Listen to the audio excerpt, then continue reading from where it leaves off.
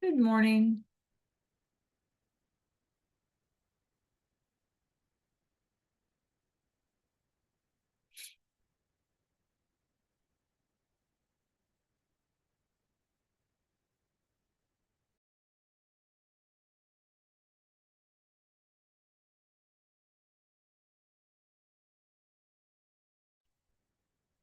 How are you today, Brooklyn?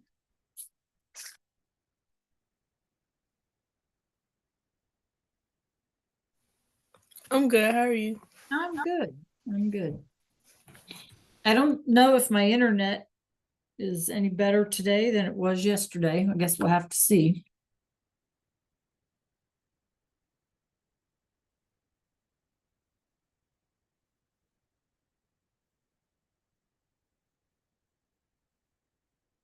So, Brooklyn, make a guess. There's a question above my head. What do you think it's asking? ¿Cuál es tu champú preferida? Based on the image behind me, that's a clue. ¿Cuál es tu champú preferida? What do you What think? shampoo do you prefer? Yeah, what's your favorite shampoo? Muy bien. Muy bien. Champú. See how they took that word and made it Spanish?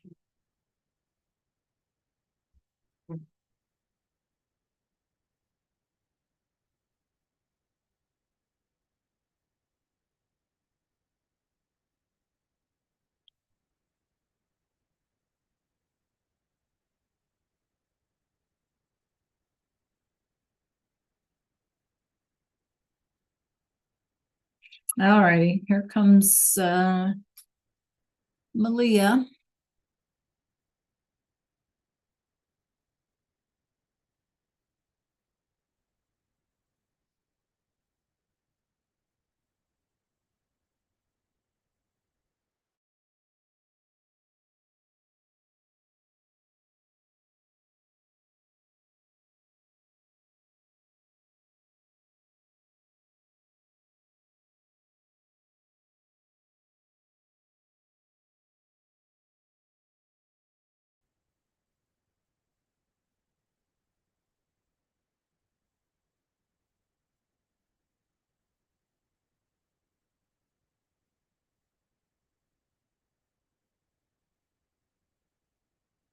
Buenos dias, Malia.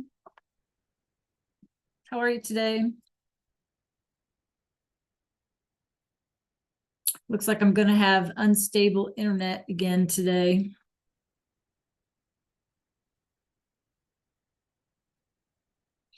Mia, what do you think the question above my head is asking? ¿Cuál es tu shampoo preferida? Shampoo.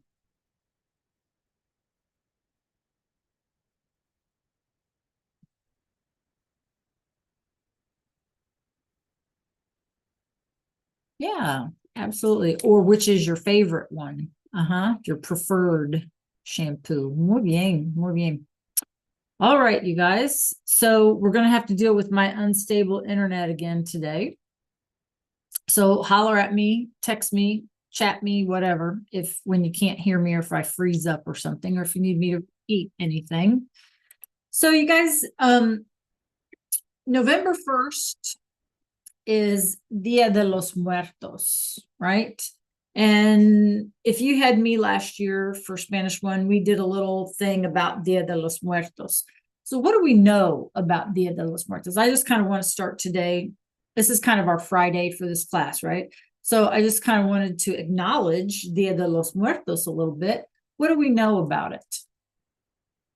Buenos dias, Joe Mary, Brooklyn, and Joe. I need your cameras on, por favor.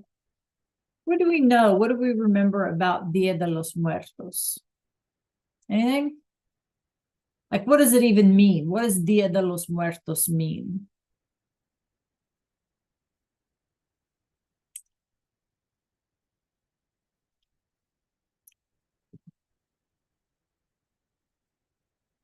Anybody? Dia de los Muertos? Day of the Dead, right? Yeah, absolutely.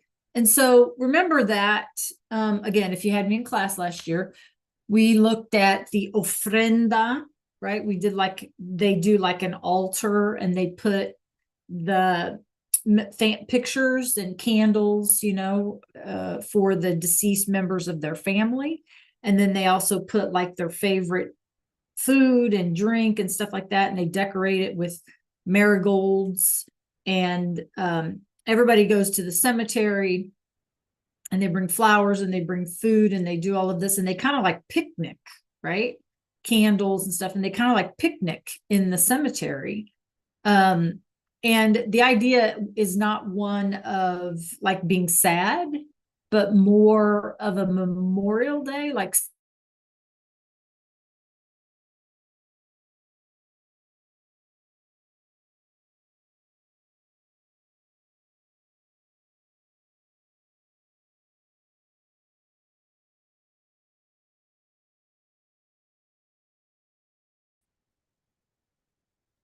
okay, I was frozen, right? Yeah. Yeah. Okay. So it's going to be like that again today. I apologize. Okay. Um, yeah.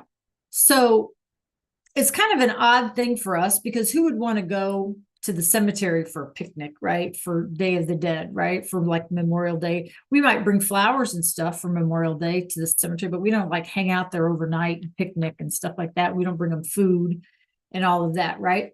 There's also, you guys, this sort of like weekly lead up because it's not Halloween, right? It's November 1st and 2nd.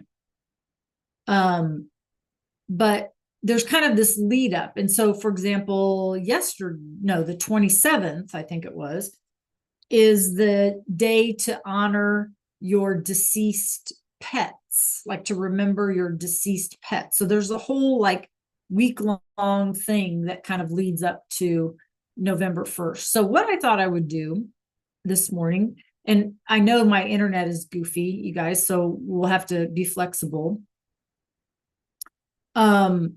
What I thought I would do today, since it's kind of our Friday, to start us out in class is, in Mexico City, they do a huge parade to kick off, if you will, the Dia de los Muertos celebrations. Notice they call it a celebration. It's not like Memorial Day where it's like sad or whatever.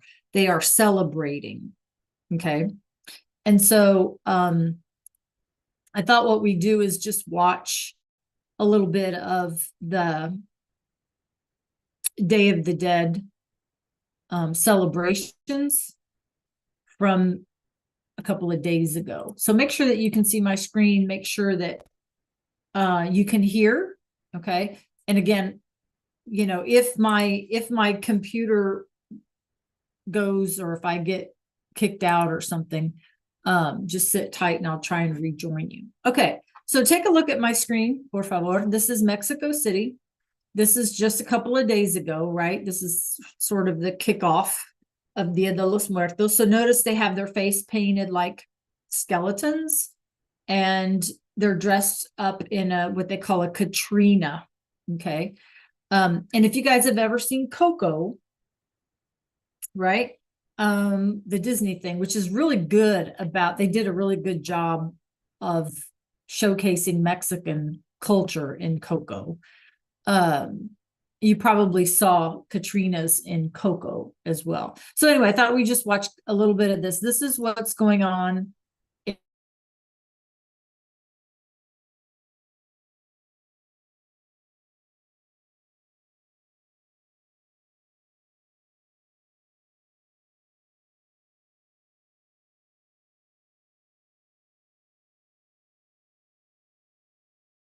La muerte, esa magia que tienen, esos colores. Of course.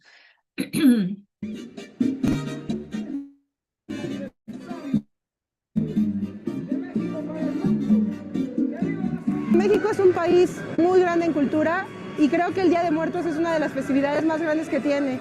Es por eso que podemos ver la Ciudad de México al menos llena de color. Con eventos de este tipo, de esta magnitud, podemos disfrutar un poquito de nuestras tradiciones y la gente que viene aquí a México puede disfrutar de lo que es México, de lo que es la tradición mexicana, de lo que el pueblo mexicano puede ofrecer.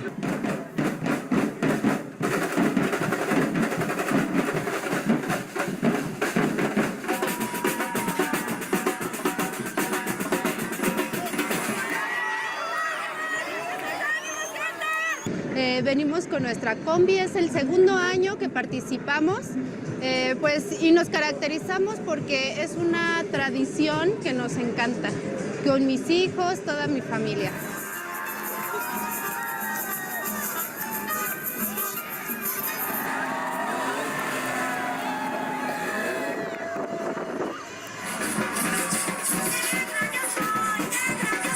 Okay, so there you go. That was just a couple of days ago. Any questions about what you saw there? So, you know, obviously you can see the orange flowers, those marigolds, and you could see the head dresses, right? And that is very Aztec, right? That is very indigenous because Mexico has taken that tradition of the indigenous populations and kind of over the centuries has fused with the Spanish, with the Catholic Spanish, because Dia de los Muertos is a Catholic tradition, and it happens in any country that is primarily or traditionally Catholic, right? But the way it's done in Mexico, as you can see, is again with that mix of Aztec. So it does make it really unique in how they do it. But it's not a celebration limited to Mexico, right? It happens all over the world as long as the country is traditionally Catholic, okay, Roman Catholic. We also saw the wings, right? Like butterfly wings. So mariposas, butterflies, that's also a very Mexican way to celebrate Dia de los Muertos because monarch butterflies migrate to and from Mexico. It's a big thing. We're millions of monarch butterflies. So that has been adopted into the tradition as well. So it's really interesting.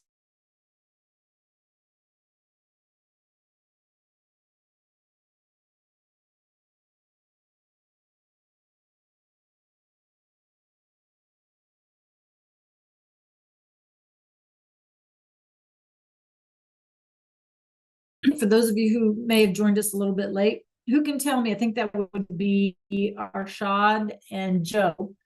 What is this question asking? ¿Cuál es tu champú preferida? What do you think it's asking?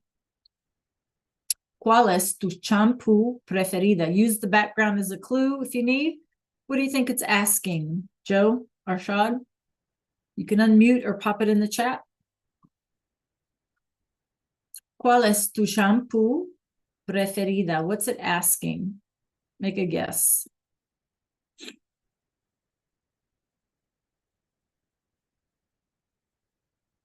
See, perfect. What shampoo is your favorite, or which shampoo do you like? Absolutely. Okay, very good. And so what does that mean? Well, what that means is a couple of things. That means that our next unit, you guys, is about hygiene. It's kind of a weird thing, but it's a good way because we're going to be introduced to a new set of verbs. Remember, you guys, my telling you Spanish 2 is verb heavy, okay? And I'm trying to lighten the load a little bit, but as we go, believe it or not. And so we're going to learn about some specific verbs that are called reflexive, and we'll get into that way later. Okay, thank you, Arshad. And before we do that, you guys, vamos a conocer el cubismo y el artista Pablo Picasso y exploremos la pintura Guernica. Okay, now what does all of that mean? Well, our unit is on Spain, right? And so I don't know if you guys are into art at all, but art in Spain is very, what's the word? I hate to overuse the word unique, but it is. And it's very eclectic. And have you guys ever heard of Pablo Picasso? You guys ever heard that name? See or no? Give me a thumbs up. Have you guys ever heard of Pablo Picasso? No? Just give me a thumbs up is all you gotta do. Or a thumbs down. Okay. Pablo Picasso is probably one of the most famous Spanish artists and one of the most famous artists in general. And you've probably seen stuff that he's done and just didn't realize that it was his. Okay. And to be honest with you guys, there are so much art and so many artists from Spain that we could, I mean, there's no way we can deal with any of it. So I thought as our cultural thing that we would just kind of look at Pablo Picasso a little bit, look at some what they call cubism.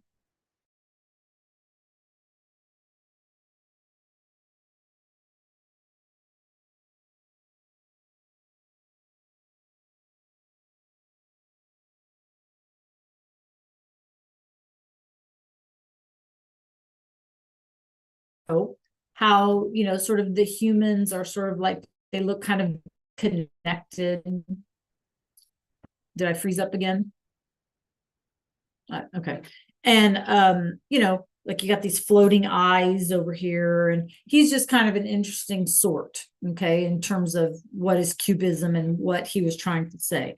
So we're going to spend a little bit of time today just doing a little cultural stuff before we start on our vocab. Okay, everybody good with that? Yep, raise your hand. Give me a thumbs up if y'all are good. Now, that doesn't mean for you to check out on me, right? This is all part of our, what we need to do. Okay, so I'm going to,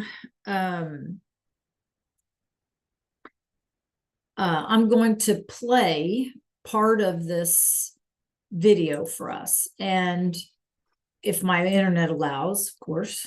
And so make sure that you can hear. And the idea is to figure out what is this cubism, okay? And based on the word cubism, and you know that it's art, what do you think it's going to look like? What do you think cubist art is likely to look like based on its name? What do you think? You can unmute, pop it in the chat, whatever.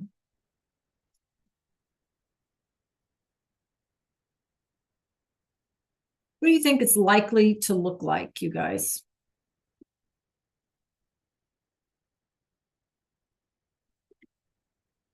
A cube, okay. Yes. So you think it's just going to be like a big old square? I mean, it's possible. Modern art, you know, they do a lot of stuff like that, big old squares. Okay. Anybody else? Cubism. What do you think? Well, it might not be, yeah, different cubes of different colors and sizes, but sometimes the cubes are not obvious. Okay, that's what makes this sort of weirdly interesting. Okay, so think of, we're going to watch part of this. Let me know if you like it, if you don't like it. Okay.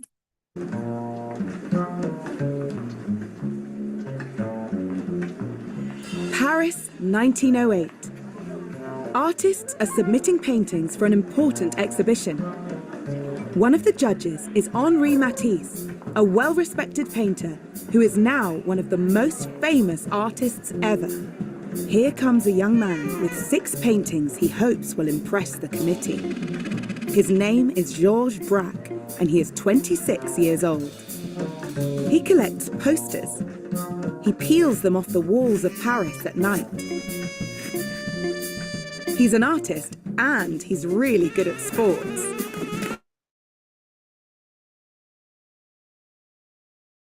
They are absurd. They're made of little cubes, he says. An art critic overhears him and names this new art Cubism. Cubism was invented by 2 great friends, Georges Braque and Pablo Picasso. These 2 friends were the same age, but they were quite different. Braque worked slowly and was a little mysterious. Picasso worked quickly and was very sociable. Do you know who their heroes were? The Wright brothers, who had recently invented the flying machine. They even put references to flying in their paintings. Braque and Picasso wanted to be inventors too. They wanted to create a new art that would astound people. They were inspired by art from around the world: African sculptures, Japanese prints, and cave paintings. they noticed that when we look at something, we can only see it from one point of view. So instead of trying to paint things as they saw them, they wanted to paint things as they imagined instead. And that's what these artists did. They imagined objects seen from many sides and then flattened all this down into a single picture. This meant that they could reveal different sides of things at the same time. There are many types of cubism. The first one breaks the form into geometrical shapes and is called analytic cubism. The second one is more inventive and is based on an artist's imagination. It is called synthetic cubism. Let's look at an example of an analytic cubist painting. Brack has painted a glass on a table, but it's hard to see because the glass and the table are shown from lots of different angles. You can see the front, the back, and the sides of the glass all at the same time. It's like it's in a hall of mirrors or like having X-ray eyes. Now, here's an example of synthetic cubism, a collage by Picasso. What objects can we see? A newspaper, a bottle, a glass, a guitar.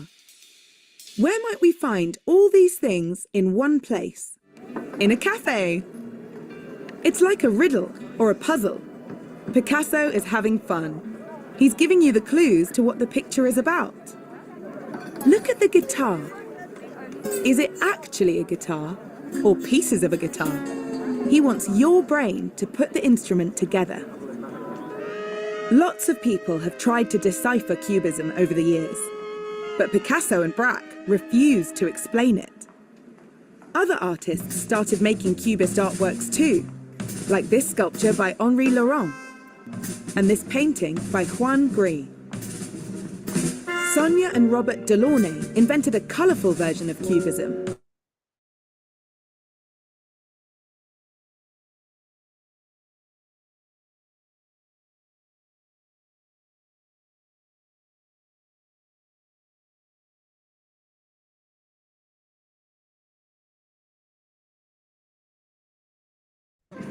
This is what Delaunay is showing you in her painting. Musicians were also inspired by cubism. And writers. People liked cubism's optimism, how it offered a new way of looking at things and celebrated modern life. Okay, we're going to stop it there. All right. So what do you think about cubism? Did you like some of those pictures? Did you not like some of those pictures? Were they hard to understand? What did you guys feel when you saw those images? Would you go to a museum and see Cubist art?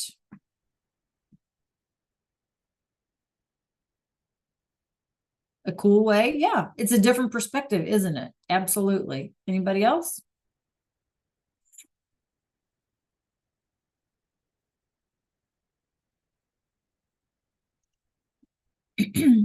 Did you like it or dislike it? Tell me in chat.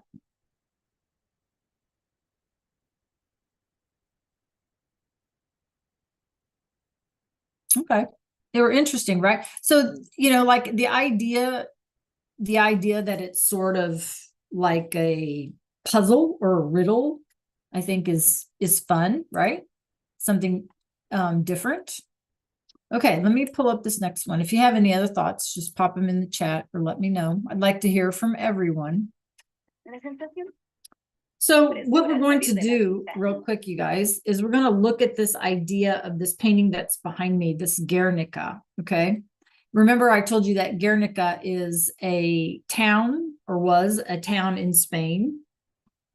And the painting, so about the time of the end of World War II, Spain in the late 1940s, like 1948-ish, Spain entered into a civil war, right, amongst themselves. And so there was a period where, there was World War II going on with the Nazis, and then Spain sort of falling into the Civil War. So it was a very uncertain period in history for them.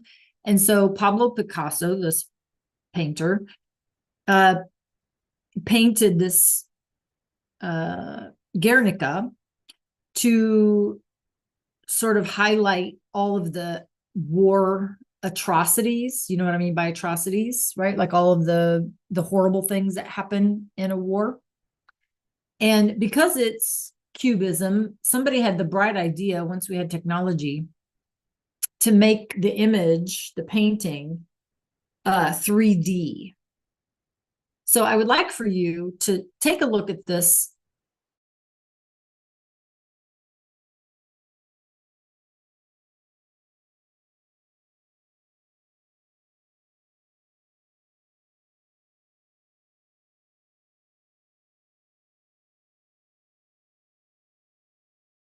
Successful in sharing his thoughts about war, okay, in this way that's like not direct. Like you could look at it and go, what is this? What is this messy looking stuff, right? But making it 3D really helped. So let's watch.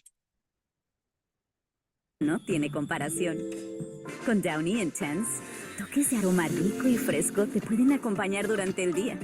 Nueva línea Downy Intense, hasta 24 horas oliendo rico. Okay, let's watch, you guys. Arshad, come on, Leah. All right, so I'm going to pause it here. So in 1937, during the Spanish Civil War, the fascists devastated the town of Guernica with aerial bombings executed by the Nazi Luftwaffe. Picasso's painting Guernica was his reaction to the tragedy. So this is what the painting looks like. So if we were, it's a huge painting, right? So if you go to a museum, the museum wherever this is held, I don't know where it is, you would see this painting. And if we look at it, right, it's like, okay, I see a bull over here, right? I kind of see this floating thing. I see a horse, right? I see no bodies, people, I don't know, big feet, right? So it may not be obvious to me what this is about, okay? But if we put it in 3D, then it becomes much, in my opinion, much more easy to understand. So let me know what you think.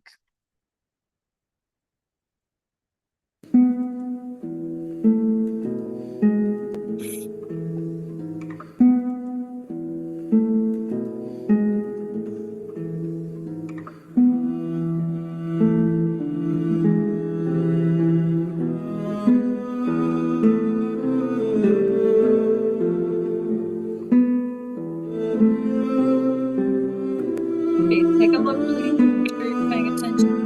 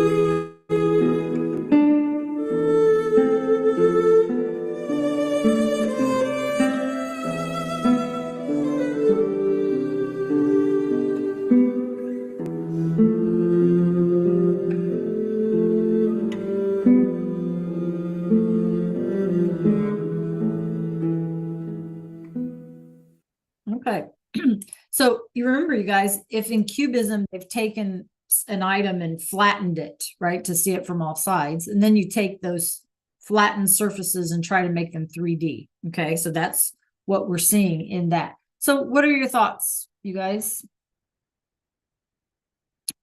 What are your thoughts? That's probably one of the most famous paintings on the planet.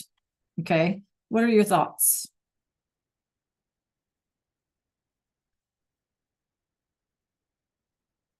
It's goofy. Okay, yeah, in a cool way. All right. So we saw Guernica as a flat surface, and then we saw it as a 3D, right? Did it make more sense as a 3D? Even though they were goofy looking? Yeah. Okay. Malia, what do you say, Arshad? So that Guernica is classic Picasso, right? The shape of the heads, the shape of the animals, right? It is cool. Okay. It is cool. It's always interesting to me to sort of get a peek into an artist's brain. Yeah. And imagination. Okay. Just the fact that they would take something and like a glass and try and flatten it to show us every side all at the same time, right? Okay, so I think a person could go to the museum if they didn't know anything about, say, Guernica, and look at that and go, "Oh, that's just weird. What is all that about? That's just weird," right? Knowing the context, knowing what cubists are trying to do, right? Then it makes sense. Then we can see that he's trying to showcase those atrocities of the war and what happened in Guernica, right? Okay. Preguntas, any questions about Picasso, Cubism, I don't know, Guernica, anything like that? Any questions about anything like that? Do you guys like art? Do you ever look through books of art, or do you ever look at art online, or do you ever go to a museum?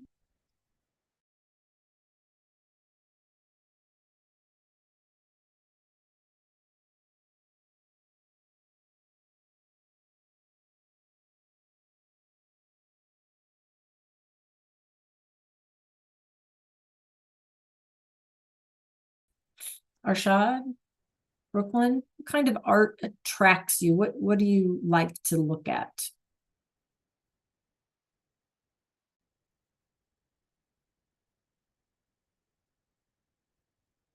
Brooklyn? I know a lot of you guys your age really like graphic art, like graphic novels and things like that. What do y'all like? Can you name it or no?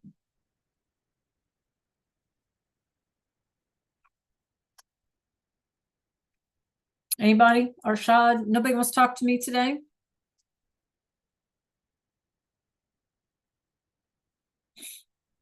What do y'all like to look at?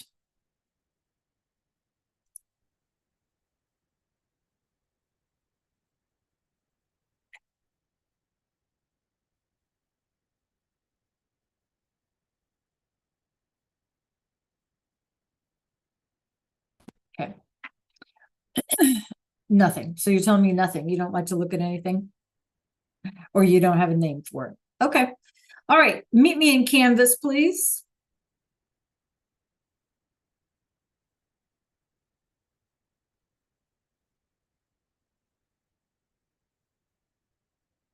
And I need you to scroll all the way down to the bottom. We're still in Unit 5. This is going to finish up our Unit 5 for us, you guys, once we get through everything. We only have these 2 sections. And so if we take a look at my screen, or if you can meet me over in Canvas, we are in Desafío 5.2, 5.2. And what is our goal? What should we be able to do? We should be able to describe our personal hygiene practices and express habitual action. Okay. Habitual action, you guys, is what we mean by reflexive. Okay. So You're going to hear me use that word, reflexive, reflexive, reflexive. What we're talking about are things that are habitual practices. Okay? So what I need for you guys to do is go ahead and click on your guided notes. We should be able to finish them today. In fact, I know we will be able to finish them today. So if you guys can click on them quickly, get yourself organized, and then you can submit them today too before you leave, and then we can be done with that introductory thing. Okay. All right, everybody with me? Yes, you should be able to make a copy of the document, Arshad. Right? Jo Marion, is it working for you? You need to make a copy.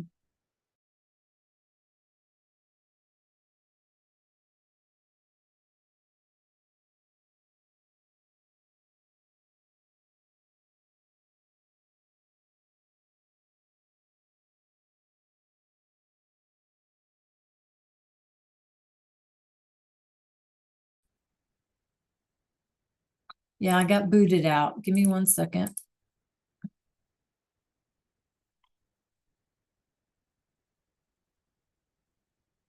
I got booted out. Give me a minute, you guys.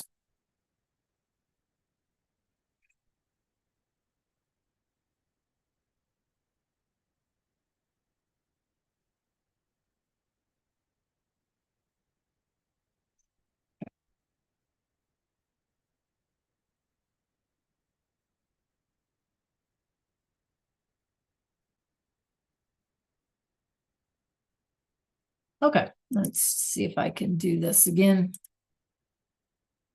All right, are we all ready to go? Arshad, are you good to go? You got your stuff organized and you're ready? Yeah?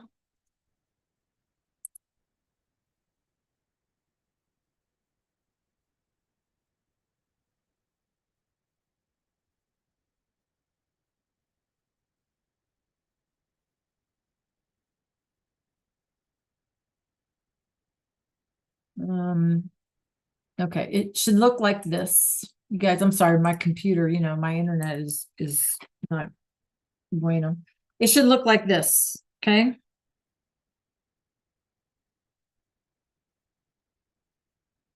And so you can complete it as usual. You guys, you can complete it in Canvas, or you can put it in your drive and then upload it back into Canvas, okay? All right.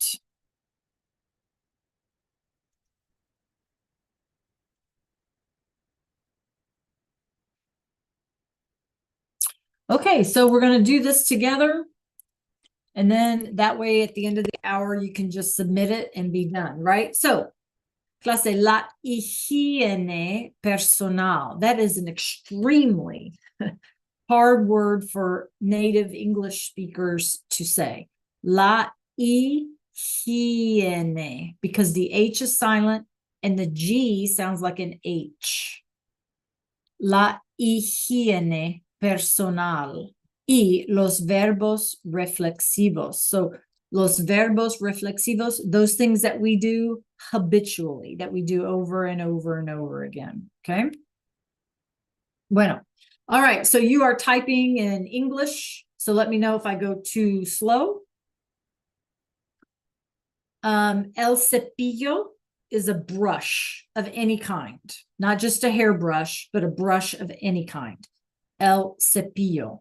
If it's going to be a toothbrush, then remember our parts of the body when we learned dientes, and therefore el cepillo de dientes, right? A tooth.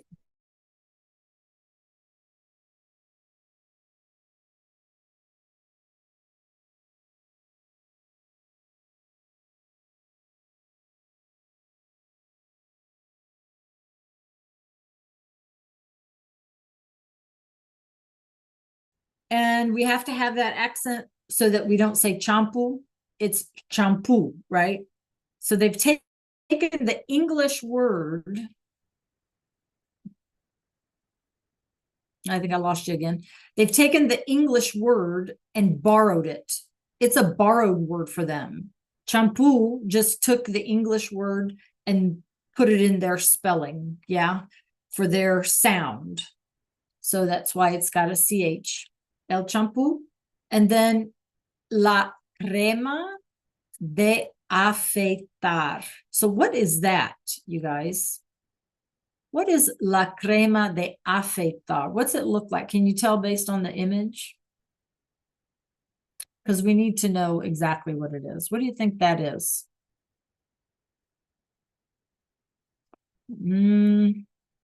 Close in a way, I guess, kind of, sort of. Anybody else want to make a guess? What is crema? Let's start there. What do you think crema means? Yeah, good, Brooklyn. What is crema? Arshad, Malia, Jomarian? Yes, cream, right? Some kind of cream. And so it's afeitar is to shave, right? So literally it's the cream of shaving. So shaving cream. So make sure in your notes you're typing in shaving cream. All right, Malia, I need to hear from you today, por favor.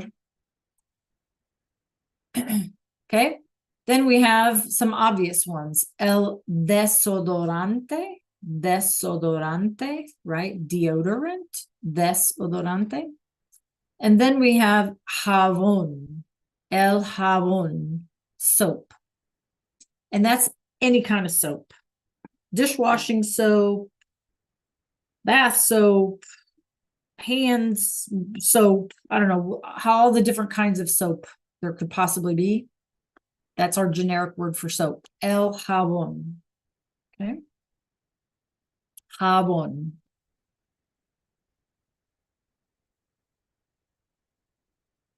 Okay. Then we have la pasta de dientes, which is toothpaste, right? Makes sense, right? La pasta de dientes. Toothpaste.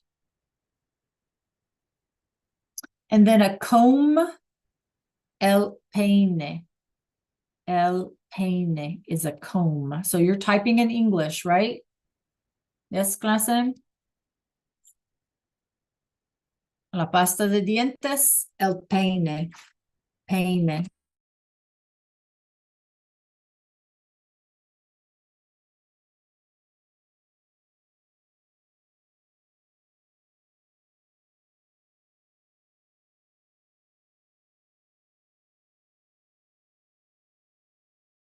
Or am I still frozen?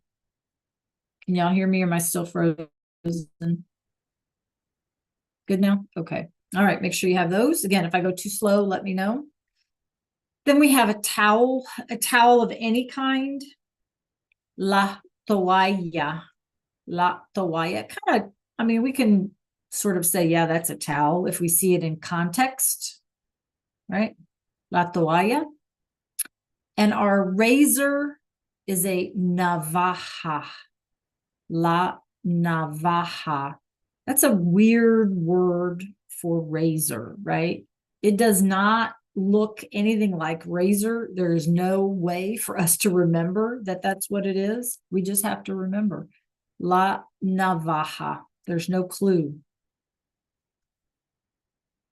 Razor.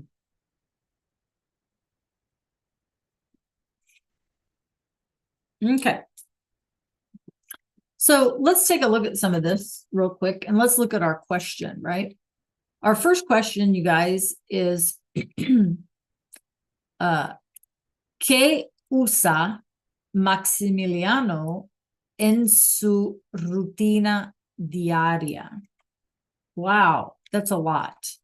So what does Max or Evangelina use in their daily routine? So you can see rutina, routine, daily, diaria. What does this word look like in English? Something that has to do with daily or what? What does diaria look like in English? Can you make a guess? Diaria? What's it look like in English? Well, you know it means daily, right? So What else? What other word could it look like in English? Let's try to make a connection. Diary, absolutely. And how often do people generally write in a diary? I mean, that's why we call it a diary. What do we do in a diary? We write in it every day. Okay. And that's why that's literally why we call it a diary. So you see this word diaria, right? Anything having to do with day. Buenos dias. Okay. Day. Diaria.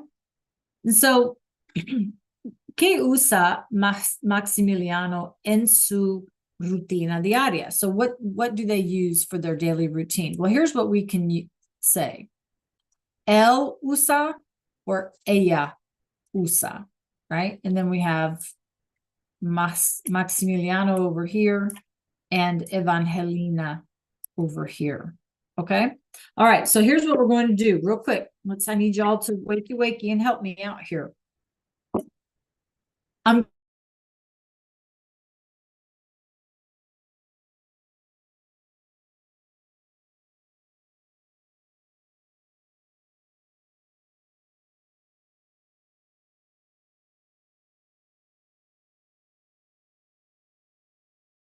is going to be él usa, which you can see right here, right? Él usa el champú.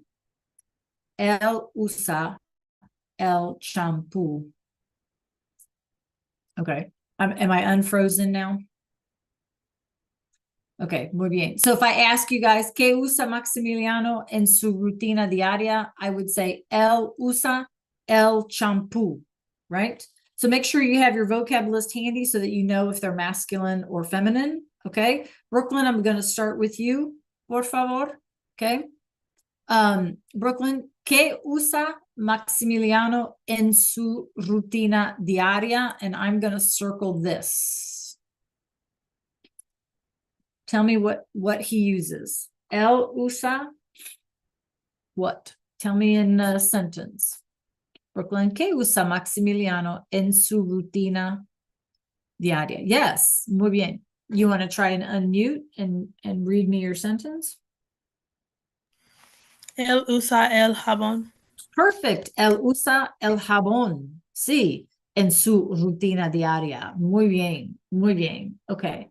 Jomarian, you're up. Jomarian?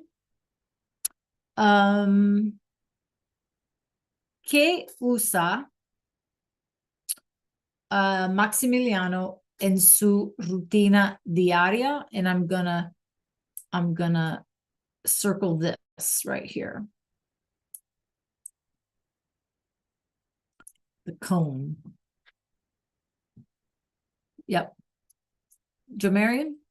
¿Qué usa Maximiliano en su rutina diaria? Here's our prompt up here, Jomarian. Él usa el peine. Yay, very good. El usa el peine. Muy bien. All right, Malia, you're up.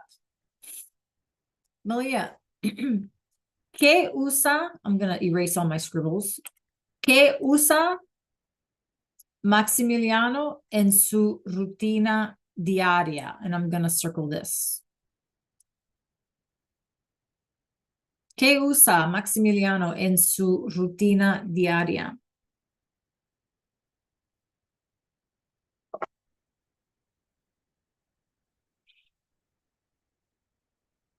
Malia?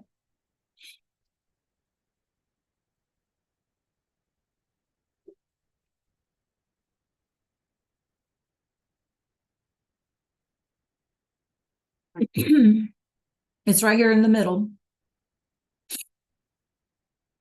You have to look at my Zoom screen. We really need to follow along in class, you guys, since it's not English. Oh, it's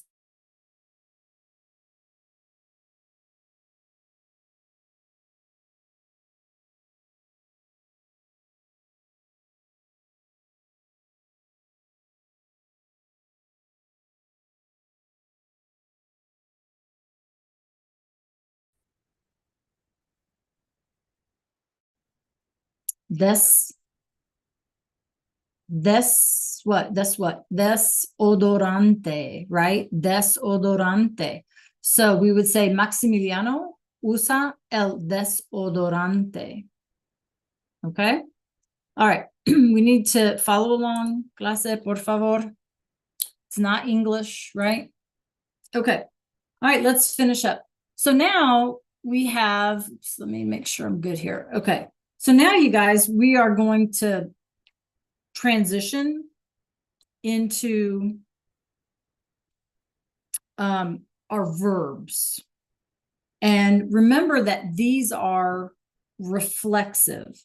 So what they represent is habitual action, okay? Habitual action and things that we do. Okay, listen carefully.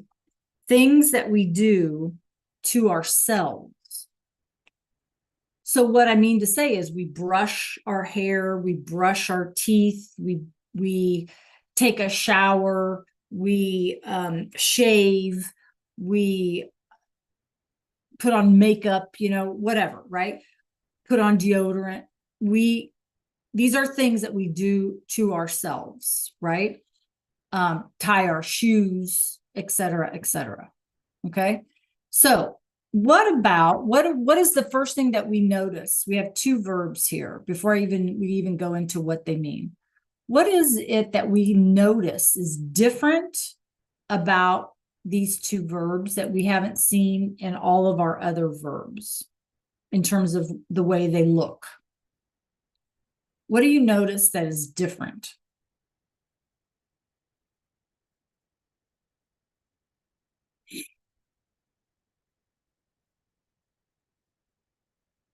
What's different about them in terms of how they're written? What do you see?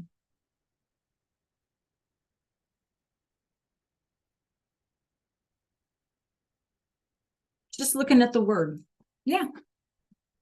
Okay. So remember that these are in their original form. We have not done anything to them, right? This is what they look like, just like we have, you know, I don't know, hablar or oír or this, any of the other verbs that we know. This is how they start out. And so what we notice, right, is that they both end in this SE. Okay.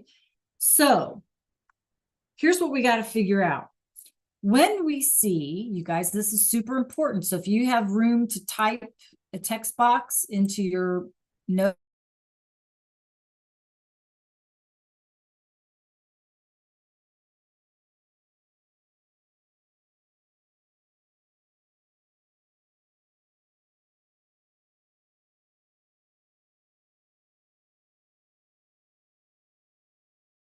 habitual, right? That makes it something that we do to ourselves.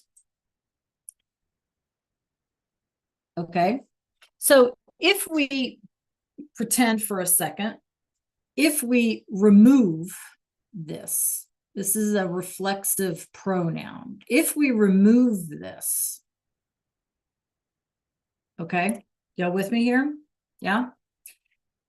Then we are left with this word, for example, acostar, or we are left with afeitar. And so what kind of verbs are they? Are they AR, ER, or IR verbs? Come on, you guys, I need you to help me. I already know this. I'm trying to help you make sense of it, okay, instead of just being a word up on the screen. If we get rid of that reflexive pronoun, se, what kind of verbs are they? Very good. So they are AR verbs, okay? So when we use them in a sentence, they're going to work exactly like an AR verb is going to work. That's not going to change. So o, asa, amos, and on in the present tense. That is not going to change in any way, shape, or form. However, what is going to change is the reflexive pronoun se. This thing here is going to change. So why is it going to change? Important to understand why. If I say to you, these are reflexive, these are things that we do to ourselves, right? Then that pronoun has to change depending upon who is doing it. I'll say it again. The reflexive pronoun se is going to change depending upon who is doing that action to themselves. Okay? So the verb, these two just happen to be AR verbs. So they're going to work. They're going to have the regular AR verb endings, right? What's going to be different is this pronoun, depending upon who is doing that action to themselves. Okay? Is that clear, you guys? Yes or no? I hope so. So let's see what these mean, and then we'll see what that means, okay, and how that pronoun is going to change, right? So based on this picture here, what is acostarse? What do you think it means?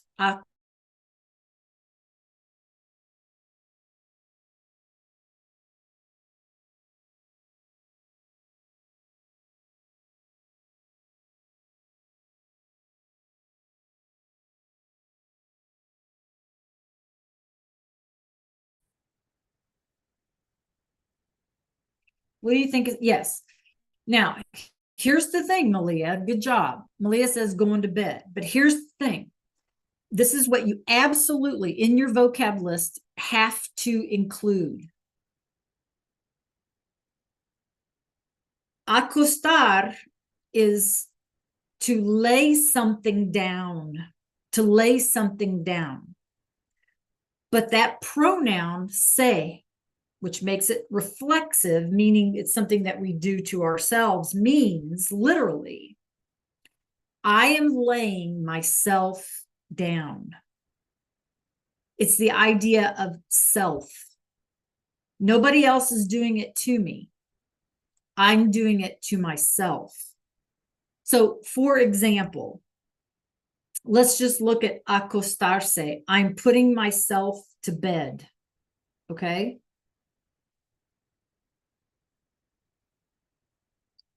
Think of a baby, right? Think of an infant.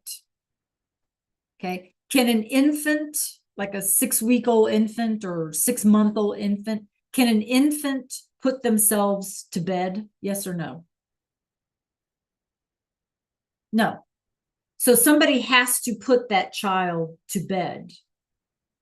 That would not be reflexive. That would just be plain old acostar. Are you following me, clase? Because somebody else is putting that baby in the bed. But that reflexive pronoun se means putting oneself to bed. So in your vocab, you have to acknowledge that it's something you're doing to yourself. So I'm to put oneself to bed, acostarse. Okay, is that clear to everyone? Do you understand the difference, right, you guys? And so the baby can't put themselves to bed, but I can put myself to bed. Putting myself to bed is reflexive. Same thing with makeup. Let's just extrapolate 1 second, right? I could put makeup on somebody else, in which case that's what I'm doing, right? But putting makeup on me would be a reflexive deal.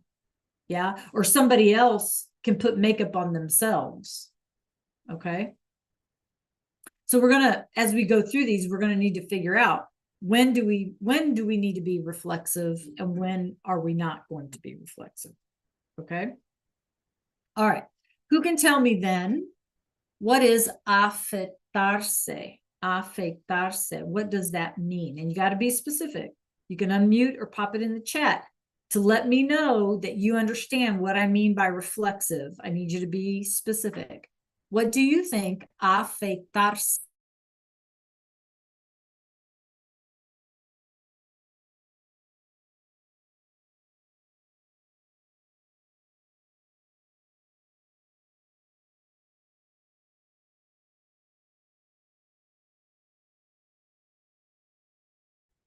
or I could be shaving Bob.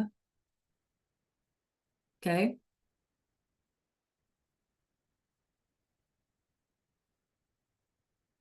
Right? So who can tell me real quick? You're right, Brooklyn. Afeitarse, to shave oneself. You guys, very important. The idea of self here, to shave oneself. In your notes, you have to put to shave oneself. Okay. You know, nurses in a hospital, when they prep somebody for, they're shaving somebody else, right? It's not a reflexive action. So it's two different verbs, okay?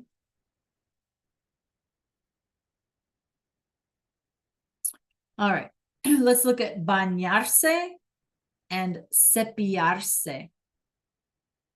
So what is bañarse? How would we translate that one? Bañarse.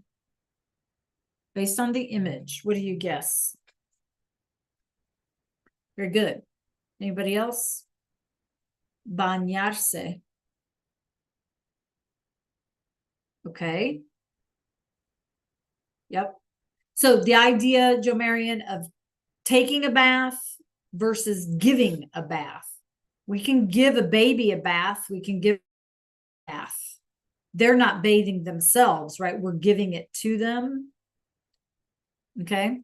So, but to take a bath ourselves, right? So bañarse, to bathe oneself. To bathe oneself. Again, the idea of oneself. Okay, the idea of self. Okay, let's look at our next one. Cepillarse. If a cepillo was a brush, what are we doing? How are we going to translate cepillarse?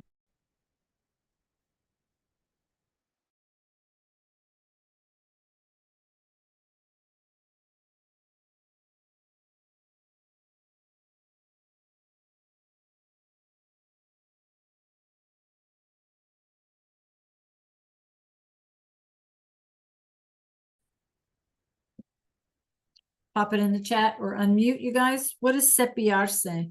Yeah, to brush oneself. Now, that doesn't make any sense to us in English, but that's what's happening, right? To brush oneself. Okay. Now, again, remember, you guys, if we take off the reflexive pronoun se, right? If we were to remove this, right? Because this literally means oneself, right? If we were to get rid of it, we would still have these regular AR verbs here. Okay. So don't let that confuse you. And that's the difference between doing an action to yourself, right? Or to somebody else. Okay.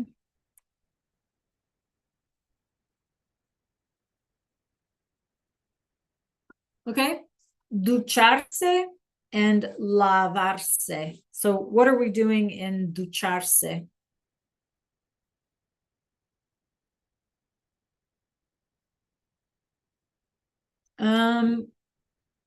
In the first one, it's really much more specific than that.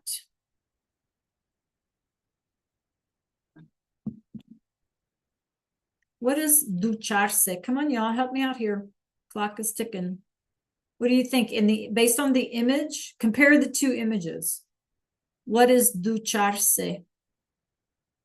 Yes, to shower oneself. So duchar is to shower. Ducharse is to shower oneself. Okay, it's very specific.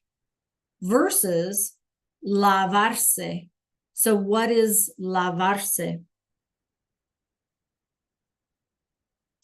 To wash oneself, right? To wash oneself. Okay. Lavarse, to wash oneself. Ducharse, to shower oneself. Okay.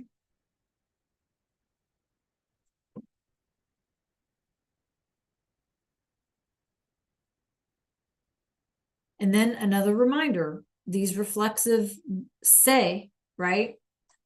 It can't always just be oneself, right? At some point, it's going to be myself, yourself, his self, right? Their self. So that's the thing that's going to change. Not only do we have to, use our AR verb endings, but then we have to change, we're going to change our say depending upon who's doing that action to themselves, right? Okay. All right. Levantarse and maquillarse.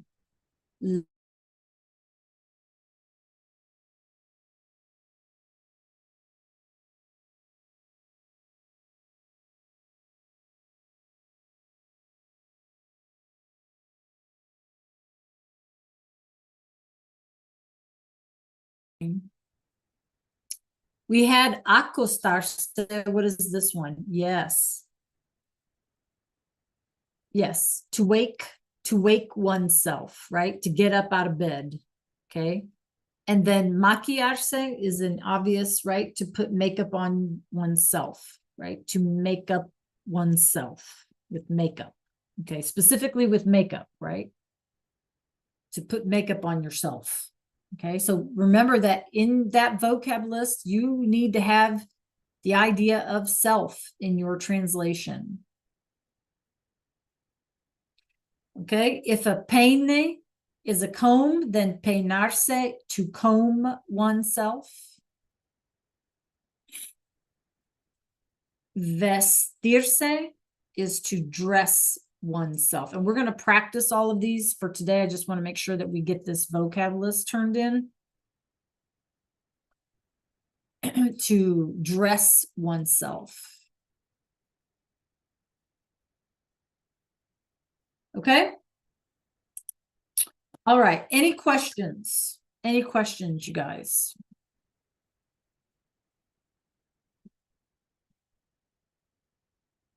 Preguntas, no preguntas. Okay. So on Monday, please be on time. But we are going to practice these reflexive verbs. They are tricky. Okay. So we have about 5 minutes left. Do you need me to give you a word? Did you miss one? If you did, let me know and I can put it up on the screen before we leave. Otherwise, make sure that you are turning those in. Thank you for being patient with my internet. I don't really know what the problem is. I know yesterday was weather, but I don't know about today.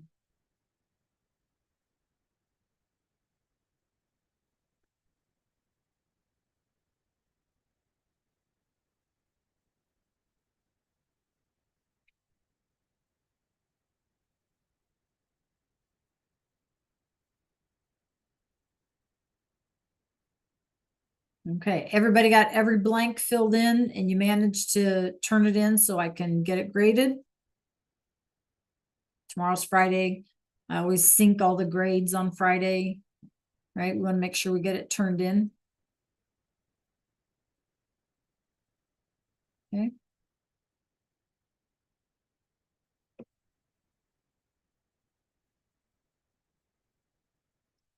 All right. Yeah. Marion, you got it? Are you able to get it done, Malia? Yeah. Arshad, did you get them turned in?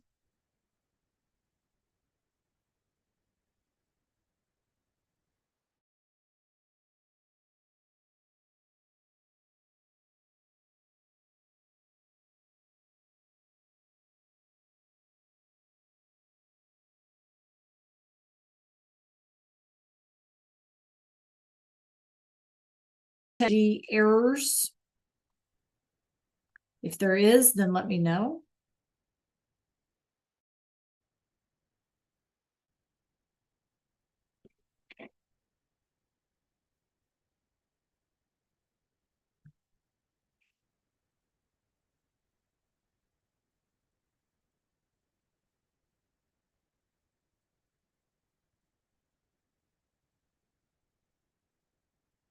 Okay. Did you get it turned in, Jo Marion? Do you need some words? I still have my slides up. I can show you. if you need to see them. Okay, so everybody should check out grades in Canvas, make sure that you're caught up. The 12th is progress reports. So number one, if you have anything outstanding, you want to make sure you get it turned in. Number two, you want to make sure you stay caught up, right? Since the 12th is progress reports. Are you guys doing anything fun for Halloween? Or are you guys too old for Halloween? What is the cutoff? Halloween is tomorrow, right? What do y'all do for Halloween? You have parties, or do you trick or treat, or do you take younger siblings trick or treating, or what do you do?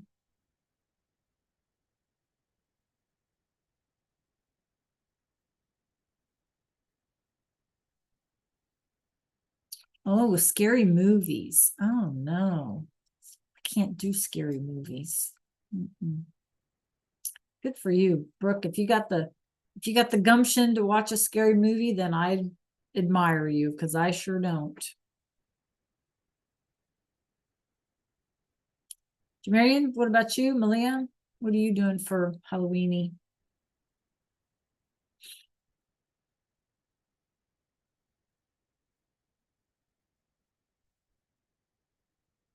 I think we should all do what they do in Mexico, right? And have parades and things like that, right?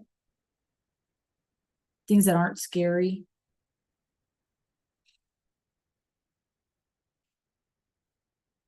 You know? Malia, what do you do for Halloween? Anything?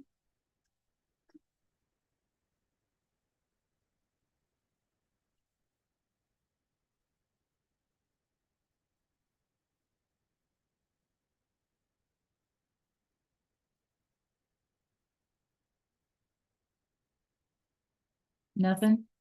Okay. I don't, like I say, I don't know what the cutoff is, for age for trick-or-treating or whatever. But anyway, you guys enjoy your weekend. Stay safe. Okay, I'm glad we got through that list today.